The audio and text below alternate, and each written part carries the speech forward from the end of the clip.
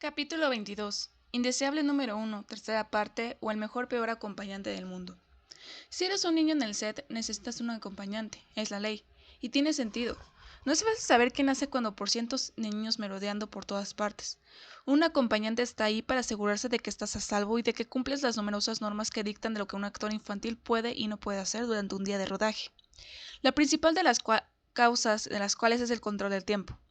Deben asegurarse que nunca estés en el set más de 3 horas seguidas y de que se respete la cuota diaria de tutorías. También deben comprobar que te alimentas correctamente y que no te metes en líos. Algunas de las normas me parecieron ridículas en su momento. Incluso se supone que deben acompañarte al baño, así que siempre sabían si yo estaba respondiendo a una llamada de naturaleza y cuándo. Algunos de nosotros, incluidos Emma y Rupert, teníamos acompañantes profesionales. Era su trabajo, y eran rigurosos a la hora de marcar todas las casillas que había que marcar, y pasar por todos los salos que había que saltar. Algunos niños tenían familiares. Daniel, por ejemplo, tuvo a su padre Alan como acompañante. Yo tenía a mi abuelo que me vigilaba con benevolencia, además de enseñarme a hacer muecas, y tenía a mi madre, que en cualquier cosa estaba acostumbrada a acompañarme a los rodajes. Y luego, cuando nadie más podía hacerlo, en El prisionero de Azkaban, cuando la desesperación se apoderó de mí, tuve a mi hermano Chris. Era, desde el punto de vista, un niño y el mejor acompañante que podía haber pedido. También fue desde el punto de vista objetivo el peor acompañante de la historia del cine. Ya les hablaré de nuestra costumbre de pasarnos toda la noche pescando antes de volver al set y fingir que yo estaba fresco y preparado después de haber dormido 8 horas, ¿no? Chris me enseñó mucho más durante estas sesiones nocturnas que al pescar una carpa también enseñó al Tom de 14 años a lidiar con un porro. Como era de esperar, pronto pasé a preparar los porros a probarlos. Como ya he mencionado, el hecho de tener 3 hermanos mayores hizo que me iniciara en ciertas actividades antes que otros. Cuando Chris fue mi acompañante, yo ya había pasado del camerino a la caravana, una caravana personal en el aparcamiento, justo delante de la puerta 5. Mientras yo me dirigía a la peluquería y maquillaje, él saciaba en la cantina y se quedaba dormido en el remolque el resto del día. En esas ocasiones nunca lo veía.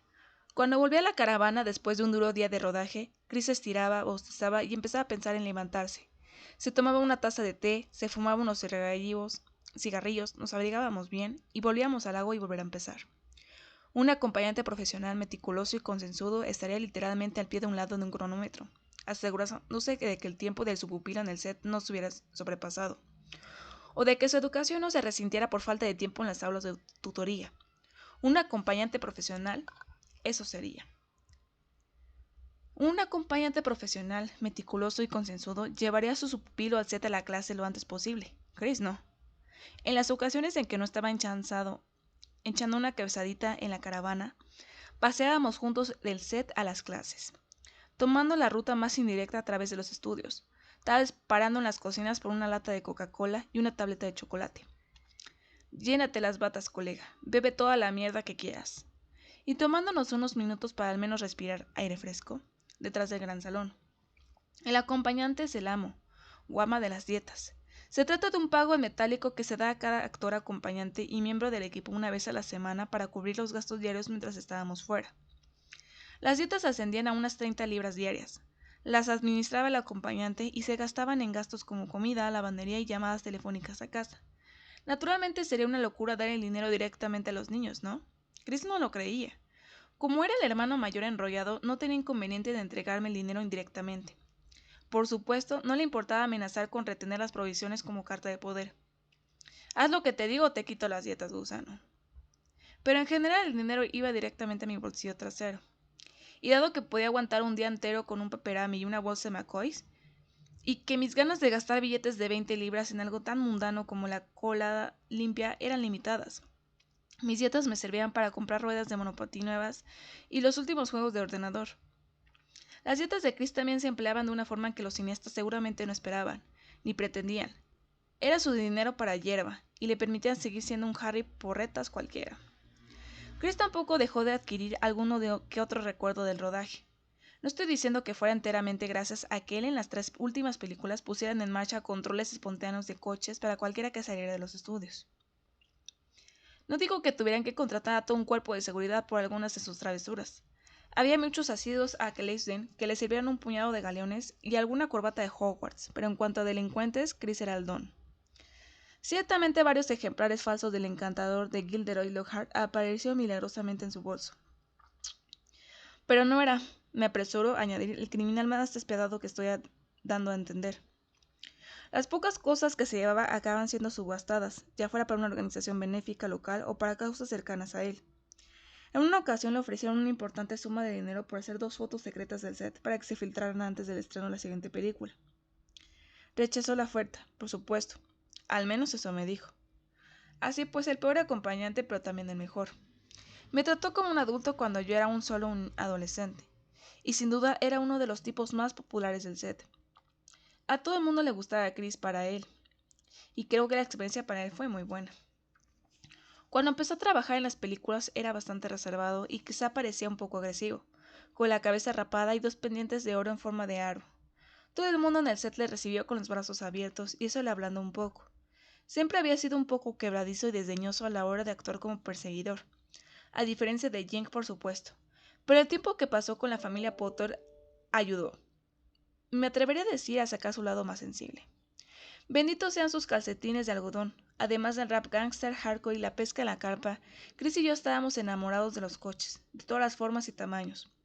Solíamos hojear las páginas de AutoTrader y salivar ante posibles adquisiciones. Estábamos obsesionados con los BMW, especialmente los negros. No importaba que yo fuera demasiado joven para conducir en aquel entonces. Chris ya tenía el carné y había heredado su naturaleza petrolera, al igual que muchas de sus otras aficiones, así que cuando se puso a la venta el BMW 328i negro de las cercanías, resultó que tenía suficiente dinero en mi cuenta bancaria para comprárselo a mi hermano. No tuve ninguna duda de que sería una buena forma de emplear mis ganancias. Cogimos un taxi hasta la casa de este tipo y le entregamos una bolsa del Tesco llena de billetes usados. Ni qué decir tiene que sospecho un poco. Estuvimos ahí sentados mucho rato, viéndole contar el dinero, mirando cada billete a trasluz, mientras nos obligamos a parecer tranquilos como si hiciéramos ese tipo de cosas todos los días. Una vez satisfecho, Chris cogió las llaves y se puso al volante conmigo. Con gran moderación, condujo lentamente unos 200 metros por la carretera y dobló la esquina.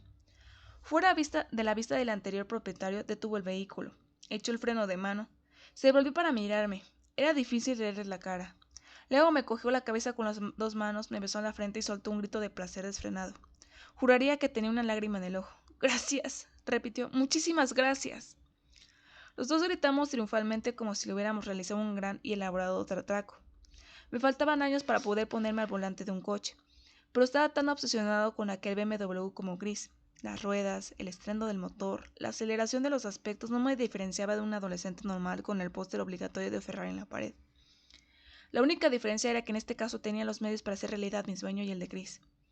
A estas alturas ya te habrás dado cuenta de la que influencia del mejor o peor acompañante del mundo me llevaba de vez en cuando a expresar mi lado más rebelde. Chris me introdujo al mundo de la marihuana, la fruta prohibida, a la que por supuesto se hacía referencia en todas las canciones de rap que escuchaba. Así que tal vez no fue la sorpresa total de que yo tomara su introducción a la lechuza del diablo y corriera con ella. Fue quizá el momento más estúpido de mi juventud. El escenario era un campo desaliñado detrás del ayuntamiento de Bookman. Muy cerca de donde vivía con mi madre. Fue después de que mis padres se divorciaran y yo estaba atravesando una fase típica de la adolescencia. 4 personas estábamos sentadas en el círculo sobre la hierba. Yo llevaba mi preciada sudadera roja con capucha de Wu-Tang, y nos estábamos pasando un porro. A nuestro alrededor había parafernalia, un par de para liar porros, tabaco, papel de liar, un mechero, un octavo de hachís, y el inconfundible y rancio olor a hierbas se cernía sobre nuestro pequeño grupo. Cuando tenía el porro en la mano, levanté la vista y vi, a menos de 100 metros, a 2 policías, un hombre y una mujer.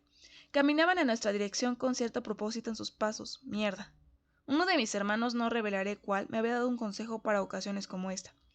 Hermano, solo recuerda, si no es por ti, no pueden hacerlo por ti. Tenían que demostrar, según mi asesor jurídico, que realmente eras culpable de poseer la mercancía. Si no tenías el hachís en el bolsillo, me dijo, estás perfectamente a salvo. Con ese consejo resonando a mis oídos y la policía a menos de 50 metros, me levanté resplandeciente en mi sudadera roja con capucha. Cogí la parafernalia en mis brazos e intenté forzarla. Junto con el porro hacia un seto cercano. Lo hice a la vista de los policías que seguían acercándose, antes de volver con mis amigos y sentarme de nuevo. Llegó la policía, nos miraron, nosotros les miramos con ojos inocentes. El hedor a porro hace absolutamente obvio lo que habíamos estado haciendo. ¿Qué están haciendo? Nada.